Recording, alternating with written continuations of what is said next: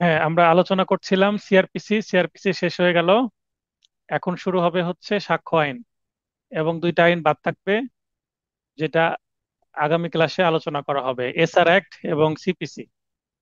হ্যাঁ, তফাজ্জল সাহেব, আসসালামু আলাইকুম, স্যার বলেন। ভাই, আমি তো এখনো পাই নাই স্যার, কোন জায়গায়? তফাজ্জল সাহেব, দুঃখিত, লাইভ ক্লাসে এই বিষয়ে কথা বলতে চাচ্ছি না। আপনি ক্লাস শেষে ফোন দিবেন, ব্রেকেও ফোন দিতে পারতেন। আচ্ছা, আইন 7, এখান থেকে আমরা পড়বো হচ্ছে দ্য এভিডেন্স অ্যাক্ট 1872, সাক্ষ্য আইন 1872। প্যাটার্ন 4, ঘটনা বা সমস্যামূলক প্রশ্ন। আপনাকে আমি ক্লাস শেষে সময় দিচ্ছি, কল দিচ্ছি, আপনার নোট পাওয়া যায়নি, এ বিষয়ে কথা বলতে চাচ্ছেন, আমি বুঝতে পেরেছি। এ তদন্তকালে একজন পুলিশ কর্মকর্তার কাছে প্রকাশ করে যে সে গুলি করে বি কে খুন করেছে। খুনের ঘটনায় ব্যবহৃত আগ্নেয়াস্ত্রটি, অর্থাৎ পিস্তল বা রিভলভার বা বন্দুক যেটাই হোক না কেন, সেটি এ এর দেখানো মতো নিকটবর্তী জঙ্গল থেকে উদ্ধার হয়। এ এর উপরোক্ত স্বীকারোক্তিমূলক বক্তব্যটি কোন পর্যন্ত সাক্ষ্য হিসেবে গ্রহণযোগ্য হবে? আমরা জানি সাক্ষ্য আইনের যে 27 ধারায় পুলিশের কাছে দেওয়া তথ্য সাক্ষ্য হিসেবে প্রাসঙ্গিক, কিন্তু this is not a confession. এটা কোনো কি হবে না, দোষ স্বীকারোক্তি বা কনফেশন হবে না, কিন্তু সাক্ষ্য হিসেবে প্রাসঙ্গিক হবে। এটা আমরা জানি, সেটা আমাদের এখানে বলতে হবে 27 ধারা, যে স্বীকারোক্তি হোক বা না হোক, অভিযোগ অভিযোগের সাথে সম্পর্কযুক্ত কোনো আলামতের বিষয়ে কোনো তথ্য প্রদান করলে, আলামত বলতে ঘটনায় ব্যবহৃত বা ঘটনার সাথে সম্পর্কিত কোনো বস্তু, এটাকে আলামত বলে। প্রদত্ত তথ্য অনুযায়ী উক্ত আলামত উদ্ধার হলে তা সাক্ষ্যরূপে ব্যবহার করা যাবে। এটি গুরুত্বপূর্ণ সাক্ষ্য, এটা একটা প্রাসঙ্গিক বিষয়। তাহলে সিদ্ধান্ত কি? যে তথ্য সমূহ এবং 27 ধারার বিধান মতে, প্রথমত তদন্তকালে একজন পুলিশ কর্মকর্তার কাছে প্রকাশ করে যে সে গুলি করে বিকে খুন করেছে, এবং দ্বিতীয়ত খুনের ঘটনায় ব্যবহৃত আলামতটি অর্থাৎ আগ্নেয়াস্ত্রটি এর দেখানো মতো জঙ্গল থেকে উদ্ধার হয়।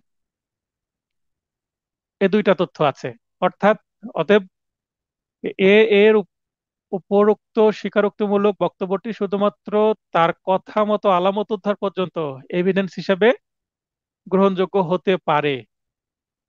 এটি এর স্বীকারোক্তি বা কনফেশন হিসাবে বিবেচিত হবে না, বা করার কোনো সুযোগ নেই।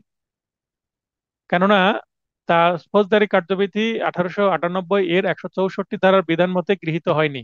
পুলিশ কর্তৃক গৃহীত হয়ে একজন ডাকাত পুলিশের নিকট তার অপরাধ স্বীকার করে জানায় যে তার কাছে ডাকাতি করা কিছু মালামাল সংরক্ষিত আছে। একই বক্তব্য, কিন্তু একটু ভিন্ন। অতঃপর তার প্রার্থিত গোপন স্থান হতে পুলিশ চোরাই মালামাল উদ্ধার করে। পুলিশের নিকট ওইরূপ স্বীকারোক্তি তার অপরাধ প্রমাণে গ্রহণযোগ্য সাক্ষ্য হিসেবে বিবেচিত হতে পারে কি? এখানেও আমরা 27 ধারায় আলোচনা করব। 27 ধারায় 3টা পয়েন্ট দিয়ে দিব, তারপরে এখানে বলবো একই কথা, একইভাবে, মানে দুইটার উত্তর প্রায় সেম, সামান্য শুধু কথার পার্থক্য আছে, ঘটনা যেহেতু পার্থক্য। নবদম্পতি ক ও খ বিবাহের পর হানিমুনে কক্সবাজারে বেড়াতে যায়। 2 দিন পর স্বামী ক তার আত্মীয়দের বলছে, মানে তার শ্বশুর বাড়ির আত্মীয়দের, শ্বশুর শাশুড়িকে ফোন করে বলছে যে আপনার মেয়ে তো বিষ পান করে আত্মহত্যা করেছে। তদন্তকালে পুলিশ হোটেল রুমের বাথরুম হতে খ এর মরদেহ উদ্ধার করে। ক পুলিশের কাছে জানায় যে ঘটনার সময় সে হোটেলে ছিল না, মানে স্বামী বলছে আমি তো ঘটনার সময় ছিলাম না, সে হয়তোবা সুইসাইড করেছে বা গোসল করতে গিয়ে মারা গেছে। তো ক এর দাবিকৃত বিষয়টি কাকে প্রমাণ করতে হবে? ক দাবি করছে ঘটনার সময় আমি ঘটনাস্থলে ছিলাম না, এটাকে কি বলে? Plea of অ্যালিবি। তো প্লিয়া অফ অ্যালিবি প্রমাণের দায়িত্ব কার? বিশেষ করে স্ত্রী হত্যা মামলায় আসামির। এটা কত ধারায়? 106 ধারার বিধানে, যে এক্ষেত্রে স্ত্রী হত্যা মামলায় আনীত অভিযোগে স্বামী ক আত্মপক্ষ সমর্থনে অ্যালিবি দাবি করে, অতএব ক এর দাবিকৃত বিষয়টি ক কে মৌখিক বা দালিলিক সাক্ষ্য দেওয়া প্রমাণ করতে হবে। আমরা জানি বার্ডেন অফ প্রুফ বা প্রমাণের দায়িত্ব বা দায়, এটা 101 থেকে শুরু করে 114 পর্যন্ত আছে এই অধ্যায়। তো এখানে মূল বক্তব্য, প্রতিটা সেকশনের মূল বক্তব্য, যে যা দাবি করে আদালতের নিকট তাকে তাই প্রমাণ করতে হবে, প্রমাণের দায় তার উপরেই বর্তাবে। এটা হচ্ছে মূল থিম। যদি এটা মনে রাখতে পারেন যে যে যা দাবি করছে তাকেই তা প্রমাণ করতে হয় আদালতে, তো এটা মনে রাখলে প্রতিটা সেকশনের মর্ম অর্থ বোঝা যাবে। তাহলে ঘটনা বুঝে উত্তর করা যাবে। ক ইচ্ছাকৃত এবং মিথ্যাভাবে। খ কে বোঝায় যে সে, অর্থাৎ ক কিছু জমির মালিক এবং এর ফলে সে খ কে প্রলুব্ধ করে তা কিনতে ও মূল্য পরিশোধ করতে, পরবর্তীতে ওই সম্পত্তির মালিক হয়। তার মানে মনে করেন বাবার বা পিতার সম্পত্তি সে ওয়ারিশ সূত্রে ভবিষ্যতে মালিক হবে বলে পিতা বেঁচে থাকা অবস্থাতে বিক্রয় করে দিয়েছে একজনের কাছে। এবং পরে দেখা গেল যে সে অস্বীকার করছে এবং জমি ফেরত চাচ্ছে, জমি জোর করে দখল নিয়ে নিচ্ছে, বিক্রেতাকে সেখান থেকে সরিয়ে ফেলছে, বলছে যে যখন আমি বিক্রয় করেছিলাম তখন তো আমি মালিকই ছিলাম না, আমার বাবা রিসেন্টলি মারা গেছে, এখন মালিক হয়েছি, অতএব ওই জমি আমাকে ফেরত দাও। তাহলে এইটা করা যাবে না, এটা এস্টপেল নীতি অনুসারে বাধাপ্রাপ্ত হবে 115 ধারার বিধানে। যখন কোনো ব্যক্তি তার উচ্চারণ, ঘোষণা, কাজ বা কর্মবিরতির দ্বারা স্বেচ্ছাকৃতভাবে অপর ব্যক্তিকে কোনো কিছু সত্য বলে বিশ্বাস করতে দেয়। ওই যে বললো এটা আমার সম্পত্তি আপনি কিনেন, তখন সে কিনলো, সে ব্যক্তিকে সে বিশ্বাস অনুযায়ী অনুযায়ী কাজ করতে দেয়, মানে কিনতে প্রলুব্ধ করে। ওই দুপক্ষের মধ্যে প্রথমোক্ত ব্যক্তি, মানে যে প্রথমে বললো এটা আমার জমি, তার প্রতিনিধি অথবা তার প্রতিনিধি, সে হোক বা তার সন্তান হোক বা তার ম্যানেজার হোক, উক্ত বিষয় সত্যতা অস্বীকার করতে পারবে না, পরে আর অস্বীকার করতে পারবে না। মানে এই ধারার অন্যতম উদ্দেশ্য হলো ছলচাতুরি বা চঞ্চকতাপূর্ণ, মানে প্রতারণাপূর্ণ ভাবে কোনো আচরণ প্রতিরোধ করা এবং ক্ষতিগ্রস্ত কিংবা সংক্ষুব্ধ পক্ষকে তার আইনগত অধিকার রক্ষায় সাহায্য করা। এটা হচ্ছে 115 ধারায় এস্টপেল নীতির অন্যতম বৈশিষ্ট্য। ধরো এই ধারা মতে কি বলবো, যে সে ওই জমির যে সত্য দাবি ছিল, এই সত্য ছিল না, ক এই উক্ত দাবি বৈধ হবে না, কেননা তা প্রতিবন্ধ নীতি দ্বারা বাধাগ্রস্ত হবে। আমি এই জমির মালিক ছিলাম না, এ কথা বলার আর সুযোগ নাই। জনাব আকরাম বা জনাব শওকত যেই হোক না কেন, সে তার কিছু সম্পত্তি তার ভাই বোনদেরকে ভোগ দখল করতে দিয়ে বিদেশে চলে গেছে, এবং 15 বছর বা 10 বছর পর যখনই হোক না কেন সেখান থেকে বাড়িতে ফেরত এসে সে জমি দাবি করছে, এই ক্ষেত্রে সে পাবে কিনা। এখানে 116 ধারা প্রযোজ্য হবে। 16 ধারা বলছে যে দখলকারী যিনি সত্ত্ববান ব্যক্তি অনুমতিক্রমে ব্যবহারকারী বা প্রজার প্রতিবন্ধী, এখানে ভাড়াটিয়ার বিষয়টা আসে। মনে করেন যে এই যে আকরাম বা শওকত, তিনি তার ভাই বোনদেরকে ভোগ দখল করতে দিয়ে গেছে, কাউকে তো লিখে দিয়ে চলে যায়নি। অতএব আকরাম বা শওকত বা যে ব্যক্তি হোক না কেন তার সম্পত্তি তার ভাই বোনদেরকে ভোগ দখল করতে দিয়ে সে যদি বিদেশ থেকে 100 বছর পরেও আসে, সে তো 100 বছর পরে বেঁচে থাকবে না, কিন্তু তার ছেলে মেয়ে বা নাতিপুতিও যদি 100 বছর পরেও আসে, তাহলে ওই সংশ্লিষ্ট সম্পত্তি আকরাম বা শওকতের আহ, স্ত্রী সন্তান বা তার নাতিপুতিরাও কিন্তু দাবি করতে পারবে, যেটা আকরামের সম্পত্তি লিখে দেওয়া যায়নি। এবং যারা ভোগ দখল করছিল ওই আত্মীয়স্বজনরা কিন্তু কি করতে পারবে না, অস্বীকার করতে পারবে না যে এটা আকরামের সম্পত্তি ছিল না, এটা আমরা জোর করে দখল করছি। কারণ যেমন আমি এই উদাহরণ বারবার দিয়ে, আমি এই ফ্ল্যাটে ভাড়া আছি, ভাড়া 2 বছর আগে প্রায় উঠেছিলাম। তো ওই সময় আমি তো স্বীকার করে নিয়েছিলাম যে এই ফ্ল্যাটের মালিক মিস্টার অমুক, তো আমি ভাড়াটে হিসেবে আছি, আমি মাসে মাসে এত টাকা রেন্ট দিব, তার বিনিময়ে তিনি এই ফ্ল্যাটটা আমাকে ব্যবহার করতে দিবেন। আমি ব্যবহারকারী হিসাবে উঠছি, তার মানে আমি মালিকের মালিকানাকে স্বীকার করে নিয়েছি। তাই পরবর্তীতে আমি 20-25 বছর এই ফ্ল্যাট ভোগ করলেও ভাড়া বিনিময়ে ভোগ করছি, পরে আর বলতে পারবো না এটা যেহেতু 20 বছর ধরে জোর করে আমি দখল করছি, এটা আমার হয়ে গেছে দখল বলে। আমাদের আইনের 28 ধারা প্রযোজ্য হবে না এখানে, বরং সাক্ষ্য আইনের 116 ধারা প্রযোজ্য হবে। এটাও একটা স্টপেল। একটি চা বাগান বিক্রয়ের দলিলে বাগানের নকশা সন্নিবেশিত হলো, মানে নকশা হলো, নকশায় ভুলবশত বাগানের চতুর্দিকের রাস্তা অন্তর্ভুক্ত করা হয়নি। বাগানের চারিদিক দিয়ে যে রাস্তা আছে, রাস্তা নকশার মধ্যে আঁকানো হয়নি, অর্থাৎ নকশাতে শুধু বাগান আছে, রাস্তা নাই। দলিলে অনুল্লেখিত, মানে যেটা উল্লেখ করা হয়নি, রাস্তাটি চা বাগানের অংশ হিসেবে প্রমাণের জন্য মৌখিক সাক্ষ্য প্রদান করা যাবে কি? এখন মৌখিক সাক্ষ্যে এসে বলছে যে স্যার, এটা তো বিক্রয় করার কথা ছিল বাগান সহ, কিন্তু শুধু বাগান দিচ্ছে, রাস্তা দিচ্ছে না। এরকম তো সমস্যা সৃষ্টি হবে যেহেতু দলিলে নাই। সেই ক্ষেত্রে এটা বলা যাবে কি যে কথা হয়েছিল রাস্তা সহ দিবে, কথা হয়েছিল রাস্তা সহ দিবে, কিন্তু দলিলের মধ্যে তো নাই। সেক্ষেত্রে এটার আউটপুট কি হবে? সিদ্ধান্ত কি হবে? 91 ধারার বিধান মতে কোনো সম্পত্তি হস্তান্তর সংক্রান্ত দলিল প্রমাণের জন্য মৌখিক সাক্ষ্য গ্রহণযোগ্য নয়, দালিলিক সাক্ষ্য দলিল দিয়ে প্রমাণ করতে হবে। ওবায়দুর রহমান বলেন। আসসালামু আলাইকুম স্যার। ওয়ালাইকুম আসসালাম। এটা স্যার 91 হবে না, এটা 92 হবে। আচ্ছা, আমি চেক করে বলবো নি এই মুহূর্তে। আমাকে যদি বলেন 91 হবে বলবো, যেহেতু আমার নোটে আছে। চেক করে আমি গ্রুপে দিয়ে দিব নি। যে ঠিক আছে। 92 গ উদাহরণ। আচ্ছা, অধিকন্তু 32 ধারার বিধান মতে দলিলে লিখিত বিষয়বস্তু মৌখিকভাবে পরিবর্তনের সুযোগ নেই। মানে দলিল এক কথা আছে, আমি মুখে বললাম যে না এটা এটা হবে না এটা হবে, মুখে কি পরিবর্তন করা যায়? দলিলে যদি ভুল থাকে, ভুল সংশোধনের জন্য কি করতে হবে? সংশ্লিষ্ট আদালতে মামলা দায়ের করতে হয়, সিভিল মামলা। সুতরাং আলোচ্য ঘটনায় দলিলে অনুল্লেখিত রাস্তাটি চা বাগানের অংশ হিসেবে প্রমাণের জন্য মৌখিক সাক্ষ্য প্রদান করা যাবে না। যাবে না তো সঠিক আছে ওবায়দুর রহমান ভাই, এটা ঠিক আছে না কথা? জি যাবে না, ঠিক আছে স্যার, কিন্তু এটা আচ্ছা 92 তাহলে, এর 3 নম্বর উদাহরণ। ধারা, আচ্ছা ধারা 91 না 92 হবে, আমি এটা ক্লাস শেষে গ্রুপে জানাই দিব না, আমাকে চেক করতে জি হবে বিয়ার। জি স্যার, এটা মূল বই আমার ঠিক সামনে আছে। আছে। আচ্ছা ঠিক আছে, তাহলে 92 হতেও পারে, আমরা দেখব। সেক্ষেত্রে আমি গ্রুপে বলে দিচ্ছি। আর যারা ইউটিউবে ভিডিও দেখবেন তারা 91 না 92 চেক করবেন। রুবেল ভাই আবার বললো 92। তাহলে এইটা আমি আপনাদেরকে বলে দিচ্ছি, এটা 92 হতেও পারে, আবার 91 হতে পারে। আপনারা যারা ইউটিউবে ভিডিও দেখছেন নিজ দায়িত্বে বিয়ার দেখে নেবেন, টাইপ মিস্টেক হতেই পারে।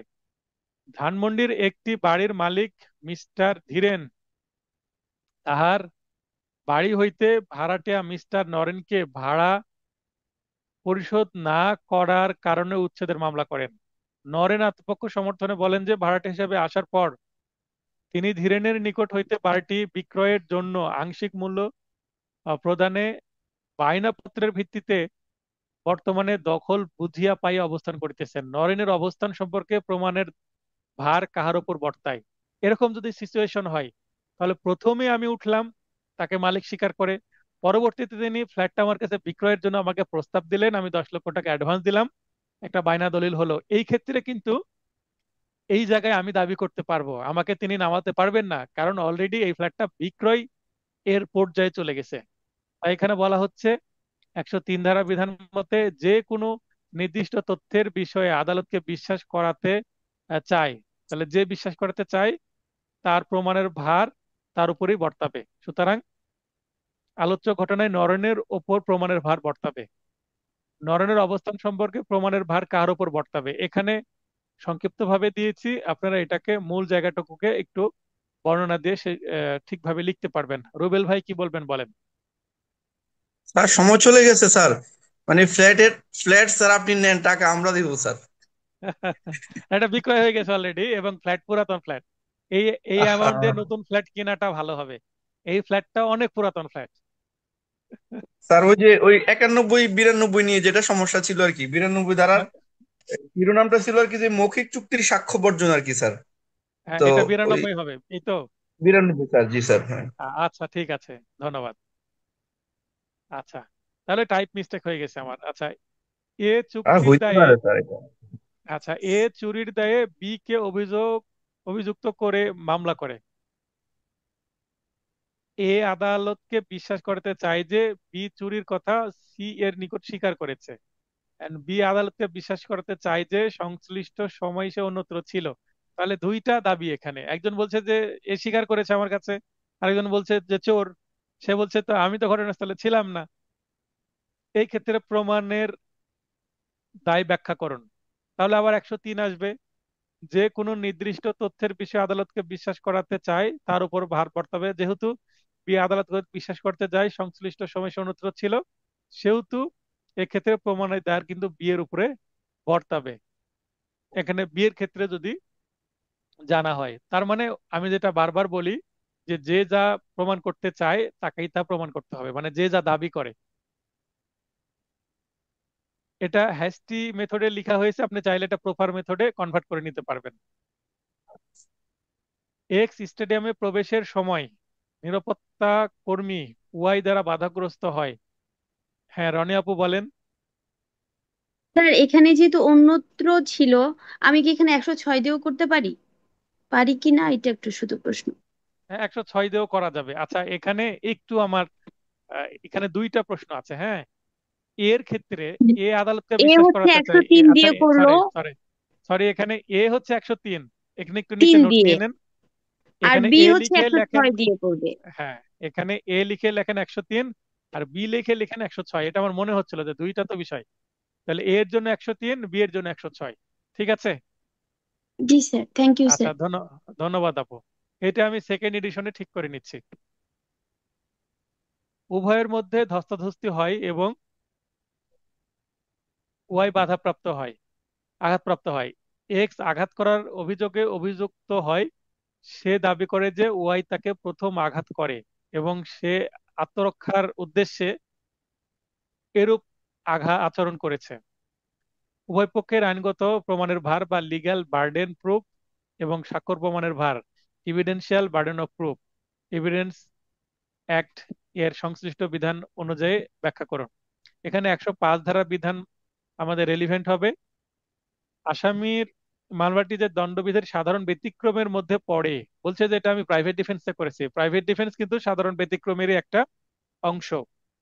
অংশ। তা প্রমাণের দায়িত্ব উক্ত আসামির উপরে বর্তাবে। আসামি বলছে এটা আমি রাইট অফ প্রাইভেট ডিফেন্স বা এর জন্য আমি করেছি, আমি না করলে তো সে আমাকে আঘাত করতো। সেক্ষেত্রে তাকে মামলা চার্জের সময় সেটা স্বীকার করতে হবে, হ্যাঁ আঘাতটা আমি করেছি, কিন্তু এটা আমি প্রাইভেট ডিফেন্সে করেছি। তখন এইটা মামলা শুধু প্রসিকিউশন পক্ষ প্রমাণ করবে যে হ্যাঁ এটা আঘাতের বিষয়টা। এবার প্রমাণের পুরো যে প্রক্রিয়াটা অনেকটা চলে যাবে আসামির উপর। এবার আসামি দেখাবে যে ঘটনাটার সিচুয়েশনটা কি ছিল যেখানে প্রাইভেট ডিফেন্সটা অ্যাপ্লাই হয়েছে। তাহলে আলোচ্য ঘটনায় এক্স আত্মরক্ষার্থে আঘাত করেছে মর্মে দাবি করায় তাকে প্রমাণ করতে হবে। এক্স একটি জমির দখলে আছে। ওয়াই উত্তরাধিকার সূত্রে জমির মালিকানা দাবি করে দেওয়ানি আদালতে মোকদ্দমা দায়ের করেন। এক্স হাজির হয়ে দাবি করে যে ওয়াই এর পিতা উইল করে ওই সম্পত্তি এক্স কে দিয়ে গেছেন।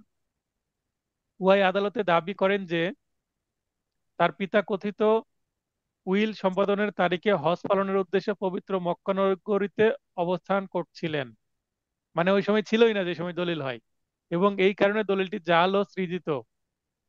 ওয়াই এর এই যুক্তির প্রেক্ষিতে এক্স দাবি করেন যে ওয়াই এর পিতা মৃত্যুকালে শায়িত অবস্থায় এক্স ও ওয়াই উভয়ের উপস্থিতিতে নালিশি ভূমির মালিকানা এক্স এর মর্মে স্বীকার করলে উইলটি হারিয়ে যাওয়ায় তা আদালতে দাখিল করা যায়নি। এত বড় গল্প মেবি বর্তমানে আর দেয় না, এটা আগের প্রশ্ন মেবি। তারপর আমরা পড়ছি রেখেছি, এক্স বি কে এই ঘটনার সাক্ষী হিসেবে উপস্থাপন করেন। এই প্রেক্ষিতে ওয়াই দাবি করেন যে তার অর্থাৎ ওয়াই এর বাবা নালিশি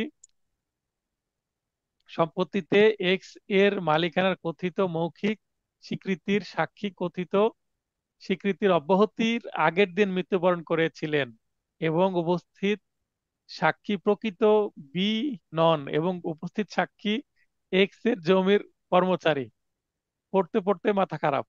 রনি আপু বলেন, উল্লেখিত ঘটনা সম্বলিত আহ মামলায় বিচারক সুনির্দিষ্ট বিধানের বরাত দিয়ে পৃথকভাবে প্রতিটি দাবির বিপরীতে প্রমাণের দায় নির্ধারণ করেন। এখানে আপনাকে 101, 103 এবং 104 দ্বারা বিধান মতে আলোচনা করতে হবে এবং নিজে উত্তর করার চেষ্টা করেন এটা।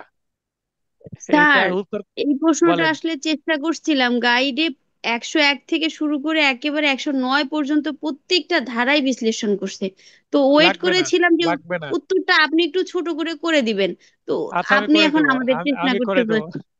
এখানে শুধু আমি এটা পড়েছি বুঝেছি। 101, 103 এবং 104 নোটটা দ্রুত স্যার এটা একটু পাঠানোর করে জন্যই। দেন স্যার, এগুলো এটা গাইডে একটু আচ্ছা, জটিল করে দেওয়া। আচ্ছা, আমি পিডিএফ করে দেবো, এটা পিডিএফ করে পাঠাই দেবো। Sir, thank you sir, thank you. কারণ এটা দ্রুত শেষ করার জন্য এইভাবে পাঠানো হয়েছে, এটা তো বুঝতেই পারছেন। আপনার মক্কেল আপনাকে জানান যে তিনি একটি জাল দলিল ব্যবহার করে কোনো সম্পত্তি দখল নিতে চান, বিধায় তিনি আপনাকে তার পক্ষে মামলা পরিচালনা করার অনুরোধ করেন। আপনি বিষয়টি স্থানীয় আইনজীবী সমিতির সভাপতি ও সেক্রেটারিকে জানান।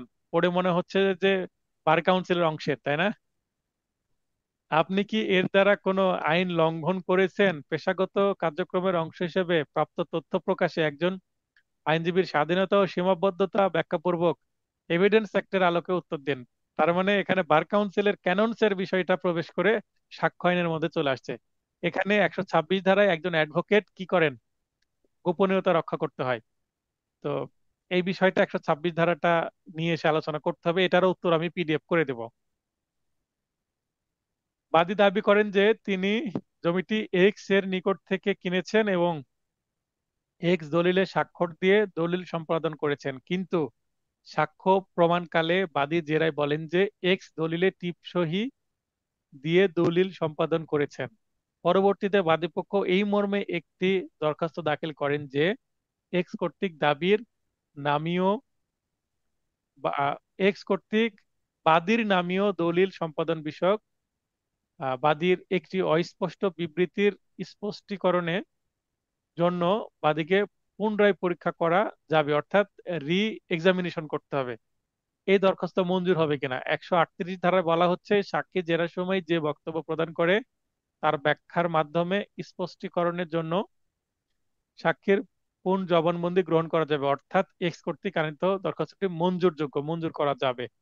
সংক্ষিপ্তভাবে লিখেছি, আপনারা চাইলে প্রপার ওয়েতে লিখতে পারেন। এক্স ওয়াই কে হত্যার দায়ে অভিযুক্ত হলেন। জেড বলেন যে মৃত্যুকালে ঘোষণা করেছিলেন যে এক্স এর দেওয়া আঘাতই তার মৃত্যুর কারণ। এই মর্মে সাক্ষ্য দিতে চাওয়া হয় যে পূর্ববর্তী কোনো এক সময় জেড বলেছিল যে এক্স উক্ত আঘাত করেনি বা তার উপস্থিতিতে করেনি। তার মানে দুই ধরনের বক্তব্য আসছে। এই সাক্ষ্যের গ্রহণযোগ্যতা কেমন হবে?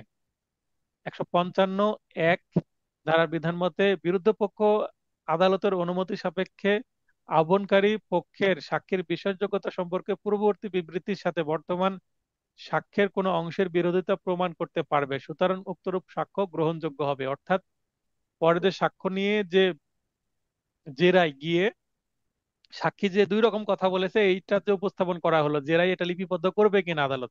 হ্যাঁ, অবশ্যই ডেফিনেটলি লিপিবদ্ধ করবে। এবং এখানে বাদীর যে সাক্ষী তার বিশ্বাসযোগ্যতা নষ্ট হবে এবং এখানে আসামি অ্যাডভান্টেজ পেয়ে যাবে। অভিশংসন স্যার, মানে হ্যাঁ হ্যাঁ, অভিশংসন। সাক্ষীর বিশ্বাসযোগ্যতার অভিশংসন স্যার। হ্যাঁ হ্যাঁ। পার্থক্যমূলক প্রশ্ন, স্বীকৃত ও স্বীকারোক্তি, এটা মূল নোটে আছেই। 17 ধারায় স্বীকৃতি সংজ্ঞা দেওয়া হয়েছে এবং 24 ধারায় স্বীকারোক্তি সংজ্ঞা দেওয়া হয়েছে। মামলার কোনো পক্ষ বা পক্ষের প্রতিনিধি স্বার্থ সংশ্লিষ্ট ব্যক্তির লিখিত বা মৌখিক বিবৃতি যে আদালতকে বিশ্বাস করা বিচার্য বা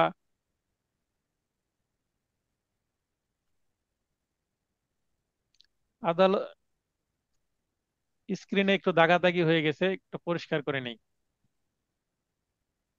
আপনারা অনেকেই ভুলবশত হয়তো বা দাগ দিয়ে ফেলেন। আচ্ছা, প্রাসঙ্গিক সম্পর্কে সিদ্ধান্তের সূচনা করে তাকে স্বীকৃতি বলে। স্বীকৃতি সংজ্ঞা তাহলে 1 নম্বর ধারার, আর ধারা এবং ধারা শিরোনাম, 2 নম্বরে হচ্ছে সংজ্ঞা। অপরদিকে অভিযুক্ত ব্যক্তি মামলায় তার বিরুদ্ধে আনীত অভিযোগ সম্পর্কে স্বেচ্ছায় দোষ স্বীকার করে কোনো মৌখিক বা লিখিত বিবৃতি প্রদান করলে তাকে স্বীকারোক্তি বলে। আপনারা পয়েন্ট দিতে পারেন সংজ্ঞা। 3 নম্বর পয়েন্ট, স্বীকৃতি সাধারণত দেওয়ানি ও ফৌজদারি উভয় মামলার ক্ষেত্রে প্রযোজ্যতা লিখতে পারেন 3 নম্বর পয়েন্ট, কিন্তু স্বীকারোক্তি সাধারণত ফৌজদারি মামলার ক্ষেত্রে প্রযোজ্য নয়। আদালতে স্বীকৃতিদাতা ব্যক্তির পক্ষে প্রমাণ করা যায়। অপরদিকে স্বীকারোক্তি দাতা ব্যক্তির বিরুদ্ধে প্রমাণ করা যায়। তার মানে এখানে কার বিরুদ্ধে প্রমাণ হিসেবে ব্যবহার, মানে কার বিরুদ্ধে প্রমাণ হিসেবে ব্যবহারযোগ্য, এটা হবে পয়েন্ট। স্বীকৃতি আদালতকে বিচার্য বিষয় ও প্রাসঙ্গিক বিষয়ে সিদ্ধান্তে পৌঁছাতে সহায়তা করে, কিন্তু স্বীকারোক্তি সর্বদা গ্রহণযোগ্য নাও হতে পারে। তার মানে এখানে গ্রহণযোগ্যতা পয়েন্ট। 6 নম্বর, ব্যক্তি নিজে বা অন্য কেউ তার পক্ষে স্বীকৃতি প্রদান করতে পারে, কিন্তু স্বীকারোক্তি সর্বদা অভিযুক্ত ব্যক্তিকে স্বয়ং করতে হবে। অর্থাৎ 6 নম্বর পয়েন্ট হচ্ছে অন্যের মানে প্রতিনিধির স্বীকৃতি বা প্রতিনিধি পক্ষের স্বীকৃতি বা স্বীকারোক্তি। স্বীকৃতি স্বেচ্ছায় প্রদত্ত হবে কিনা সে সম্পর্কে কোনো বাধ্যবাধকতা নেই, কিন্তু স্বীকারোক্তি অবশ্যই ব্যক্তি কর্তৃক স্বেচ্ছায় প্রদত্ত হতে হবে, অর্থাৎ প্রদানের আহ, এখানে স্বেচ্ছায় প্রদত্ত কিনা। মানে 7 নম্বর পয়েন্ট হবে স্বেচ্ছায় প্রদত্ত কিনা। তারপরে এখানে 8 নম্বরে দিবেন হচ্ছে পারস্পরিক সম্পর্ক। এখানে মনে হয় যে আমি কারেকশন করিনি, কারেকশন করা, সকল স্বীকৃতি স্বীকারোক্তি বলে বিবেচিত, এটা উল্টো হয়ে আছে। সকল স্বীকারোক্তি স্বীকৃতি হিসেবে বিবেচ্য, কিন্তু সকল আহ স্বীকারোক্তি স্বীকৃতি না হতে পারে। এখানে হবে সকল স্বীকৃতি স্বীকারোক্তি না হতে পারে, উল্টো হয়ে আছে, এটা ঠিক করে নিবেন।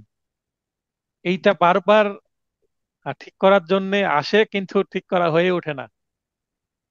আমি আজকে এটা ঠিক করব ক্লাস শেষ করার সঙ্গে সঙ্গে। এই প্যাটার্নের বাকি প্রশ্নগুলোর উত্তর নিজে চেষ্টা করুন অথবা গাইড দেখুন। সংক্ষিপ্ত বা টিকামূলক প্রশ্ন। সাক্ষ্য আইন অনুযায়ী ফ্যাক্ট ইন ইস্যু এর সংজ্ঞা বা বর্ণনা দিতে হবে। 3 ধারা বিধান মতে বিচারে কোনো পক্ষ কর্তৃক দাবিকৃত বা অস্বীকারকৃত বিষয়সমূহকে বিচার্য বিষয় বা ফ্যাক্ট ইন ইস্যু বলে। এমসিকিউ নোট থেকে সংক্ষিপ্তভাবে তুলে দিয়েছি এবং খুব দ্রুত লেখার কারণে খুবই সংক্ষিপ্ত হয়েছে। 1 নম্বরের জন্য যথেষ্ট। সাক্ষ্য আইন অনুযায়ী রেলিভেন্ট ফ্যাক্ট কাকে বলে? রেলিভেন্ট ফ্যাক্টের সাথে কোনোভাবে জড়িত, মানে বিচার্য বিষয়ের সাথে কোনোভাবে জড়িত বা সম্পর্কিত বিষয়সমূহকে রেলিভেন্ট ফ্যাক্ট বা প্রাসঙ্গিক বিষয় বলে। অনুমান কত প্রকার? অনুমান বা প্রিজাম্পশন 3 প্রকার: মে প্রিজম, শ্যাল প্রিজম ও কনক্লুসিভ প্রুফ। তো এই প্যাটার্নের আরো কিছু প্রশ্ন আছে যেগুলো আপনারা আমার মূল নোটে পাবেন অথবা কোনো গাইড থেকে পড়ে নেবেন। কারো যদি এই যেই প্রশ্নগুলোর উত্তর করে দেওয়া হয়নি, 7টা লাইনের কিছু কিছু প্রশ্ন আমি স্কিপ করে গেছি সময় স্বল্পতার কারণে এবং নোটের সাইজ বড় হয়ে যাচ্ছে সেই কারণে। তো সেগুলোর যদি কারো প্রবলেম হয় যে এটা আমি খুঁজে পাচ্ছি না, যেমন রনি আপু বললো যে এটা একটু করে দিবেন, আমি সেগুলো আপনারা মেসেজ করে রাখেন, আমি এই 2-3 দিনের মধ্যে আপনাদেরকে দিয়ে দিব। তো আগামীকালকে এই সাবজেক্টগুলোর উপরে পরীক্ষা হবে। সরি, আজকের সাবজেক্ট যেই দুটো পড়ালাম এগুলোর উপরে না, কি হবে, বার কাউন্সিল, তারপরে তামাদা আইন এবং জুডিশিয়ারি, সরি বার কাউন্সিল, তামাদা আইন এবং দণ্ডবিধি, এই 3টা সাবজেক্টের উপরে কালকে পরীক্ষা হবে আপনাদের। আর আজকে যে সাবজেক্টটা হলো এটার পরীক্ষা যে নির্ধারিত ডেটে আছে সেই ডেটে হবে। তো আমি চেষ্টা স্যার, করছি রাত্রে ভিডিও দিয়ে দেওয়ার। হ্যাঁ বলেন। স্যার একটু কথা বলে ফেলি সুযোগে, সেটা হলো যে মানে এখানে তো ওই যে পার্থক্য এবং কি টিকামূলক প্রশ্ন আছে, হ্যাঁ, সমস্যামূলক প্রশ্নের অংশে। তো এই আমাদের পরীক্ষায় গিয়ে এই অংশটাও কি আমাদের টাচ করা হবে? আপনি মেসেজ দিয়েছেন এটা, তো আপনার প্রশ্ন আমি বুঝতে পারিনি, আবারও বলেন।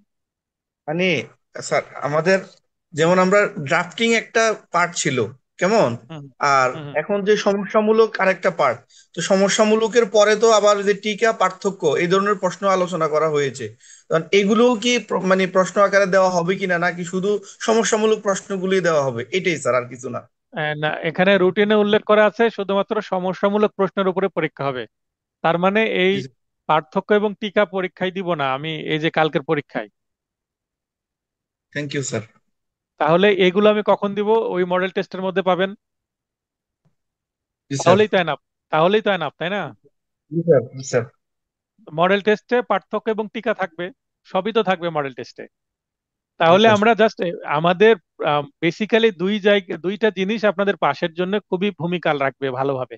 সেটা হচ্ছে ড্রাফটিং আর প্রবলেমেটিক প্রশ্ন। তো ড্রাফটিং তো আমরা পরীক্ষা নিয়ে ফেলেছি, আশা করি ড্রাফটিং নিয়ে অনেক যে ইস্যু ছিল সেগুলো সলভ করে দিয়েছি আমার নোটের মাধ্যমে, ক্লাসের মাধ্যমে এবং পরীক্ষার মাধ্যমে।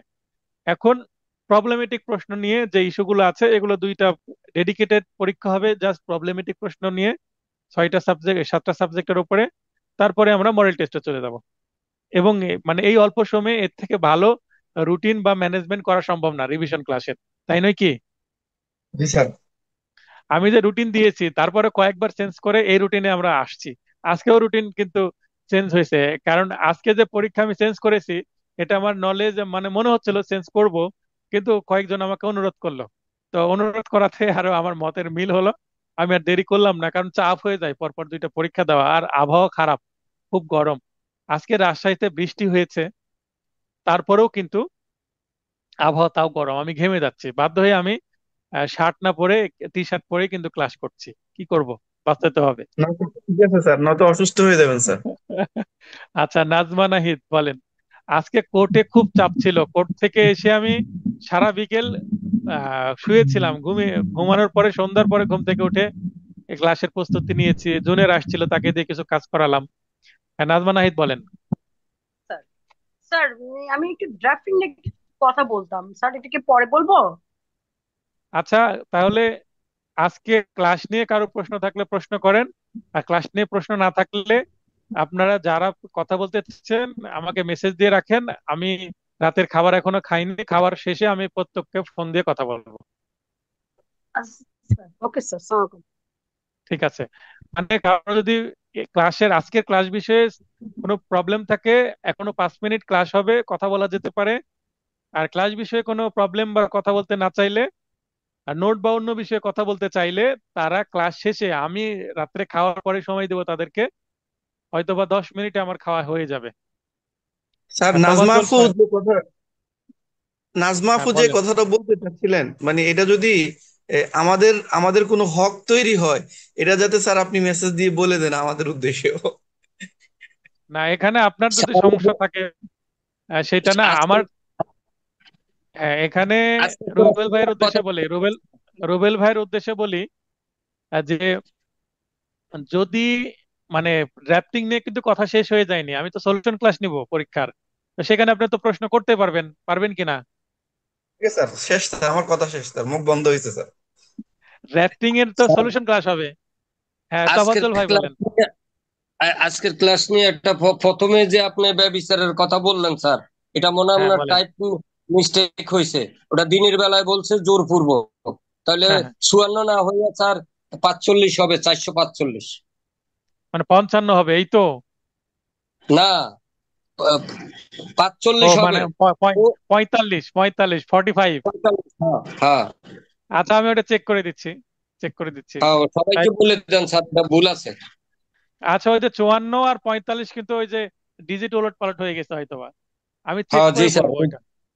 এটা ইয়ে হয়ে গেছে। আর যারা আর ইউটিউবে ভিডিও রাত্রে, দেখছেন, ইউটিউবে ভিডিও আর আমার দেখছেন লগে আমার স্যার, নয়। ইয়ার পরে আমার সাথে কথা বললেন স্যার, হ্যাঁ, আমি আমি ডিনারের ডিনারের পরে কথা বলবো। আর আচ্ছা যারা ঠিক আছে। ইউটিউবে ভিডিও দেখছেন, আমার এই নোটটা খুব দ্রুত করার কারণে কিছু কিছু জায়গায় মিস্টেক আছে। তো আমি যখন সেকেন্ড এডিশন নিয়ে আসবো, ফার্স্ট এডিশনের ভুলগুলো সেকেন্ড এডিশনে কি করা হবে, সংশোধন করা হবে। সেকেন্ড এডিশন আগামী কালকে হয়তো বা প্রিন্ট হবে, যারা অর্ডার করছেন তারা সেকেন্ড এডিশন পাবেন। তো আমি কোন কোন জায়গায় সংশোধন করা হলো এবং কোন কোন জায়গায় সংশোধন করতে হবে, জাস্ট ফাইনাল টাচ নোটের সংশোধনের উপর একটা ছোট ভিডিও নিয়ে আসবো। জাস্ট এমন ছিল, এমন ভাবে সংশোধন করা হলো, এটা আমি ভিডিও আকারে দিয়ে দেবো। ইউটিউবে যারা ভিডিও দেখবেন তাদের জন্য সেটা উপকার হবে, বিশেষ করে যারা আমার নোট নিয়েছেন। তো সবার সুস্বাস্থ্য কামনা করে ক্লাসটি শেষ করছি। শুভরাত্রি।